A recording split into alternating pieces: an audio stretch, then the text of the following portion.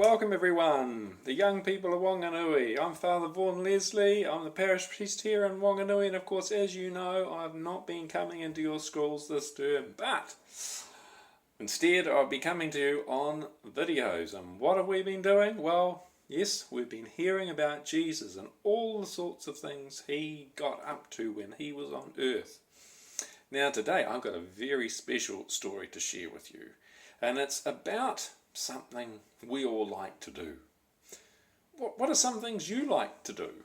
Can you think of anything? Yep, maybe swimming. Yep, maybe when it's a bit warmer too. You like school? Come into school. That's awesome. You like doing homework? I'm sure somebody said they did. Okay, look, what do we like doing with our mouths? Anything you can think of? Singing? Yep. Talking? Anything else that might involve our tummies? Eating. We all love to eat food. Well, so today we're going to hear about Jesus and food. A lot of miracles that he did, a lot of stories he told involved food, and so I thought today I'd film it from the presbytery kitchen. Yes, that's right. Now, you wonder what a presbytery is? Well, that's where the priest lives. That's my house, where I live, usually next to a church. So I'm going to try something a little bit crazy now, and I'm going to take you on a quick tour of my kitchen. Good thing I did the dishes. Okay, look, I'm not very good with the camera, but look, let's go on a little tiki tour of the presbytery kitchen. And as you can see, we've got, oh, that's my face, you don't need to see that. We have here a microwave, that's right there. I get my finger in the right direction. A range hood and a stove, that's right. We swing around, we've got a bench. Well, that's a window. And then we've got a jug, yep, and some more cupboards and a pantry and a fridge and, yes, I know what you're saying. What on earth is that? Well, that's a little bit of Christmas.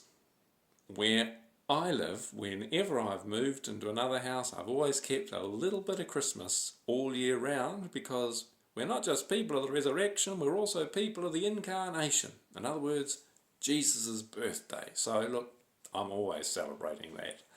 Moving around, we've got our dining room and lounge, and then back to the stove. Right, okay, look, let's put the camera down.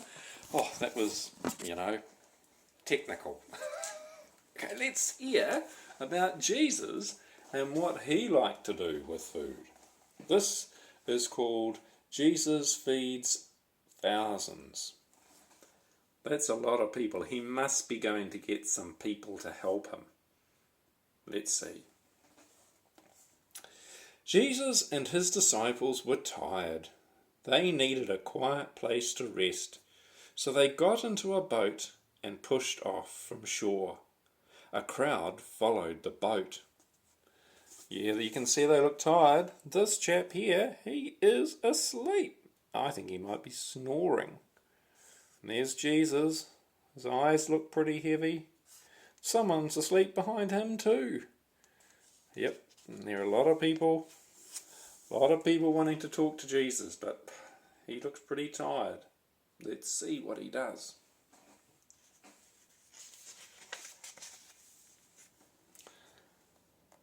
Over 5,000 people had come to see Jesus.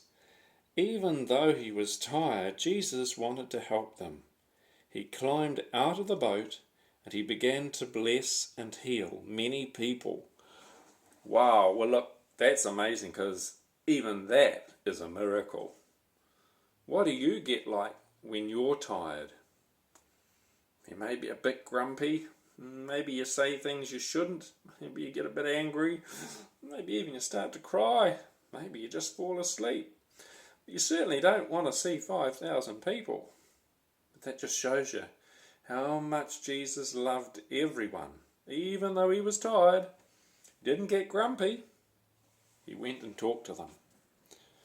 Okay, let's carry on. Later that day, the disciples said to Jesus, "It is getting late. These people should go home and eat dinner." Yep. When it's late, it's time to go home and eat dinner. So maybe that's what Jesus did. They sent them all home to their homes and they ate dinner. I have a feeling something else happened. Let's see. Jesus replied, "We can feed them." Now, hang on. Let's just remember. How many people are there? 5,000. Now, if you had 6 or even 12 people come to your house, you could possibly feed them. But 5,000? Jesus is obviously going to do something very special here. Let's see.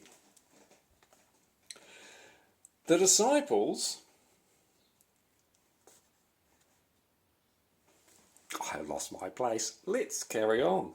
Jesus replied, "We can..." Oh, I've done that, but it's really hard to read and film at the same time. But look, let's get to the right page, everyone.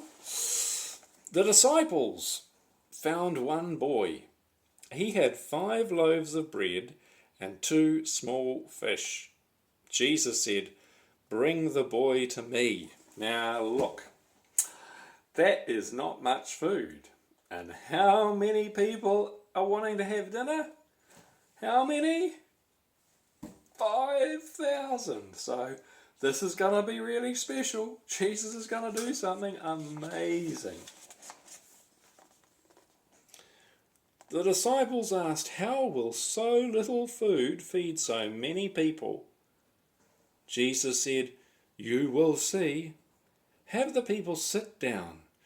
Then Jesus took the bread and gave thanks to God.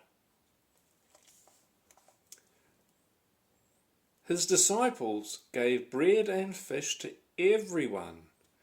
To their surprise, 12 baskets were left over. Look at all that food! Wow! So let's recap. Let's remember.